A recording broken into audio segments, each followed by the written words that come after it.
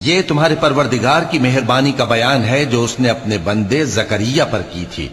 جب انہوں نے اپنے پروردگار کو دبی آواز سے پکارا اور کہا کہ اے میرے پروردگار، میری ہڈیاں بڑھاپے کے سبب کمزور ہو گئی ہیں اور سر سفید بالوں کی وجہ سے چمکنے لگا ہے، اور اے میرے پروردگار، میں تجھ سے مانگ کر کبھی محروم نہیں رہا، اور میں اپنے بعد اپنے بھائی بندوں سے ڈرتا ہوں، اور میری بیوی بانجھ ہے، پھر بھی مجھے اپنے پاس سے ایک وارث عطا فرما جو میری اور اولاد یعقوب کی میراث کا مالک ہو، اور اے میرے پروردگار اس کو خوش اخلاق بنائیو۔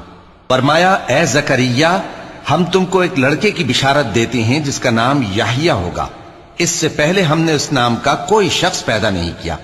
انہوں نے کہا کہ پروردگار، میرے ہاں کس طرح لڑکا ہوگا جبکہ میری بیوی بانجھ ہے اور میں بڑھاپے کی اس حالت کو پہنچ گیا کہ سوکھ گیا ہوں؟ حکم ہوا کہ اسی طرح ہوگا۔ تمہارے پروردگار نے فرمایا ہے کہ مجھے یہ آسان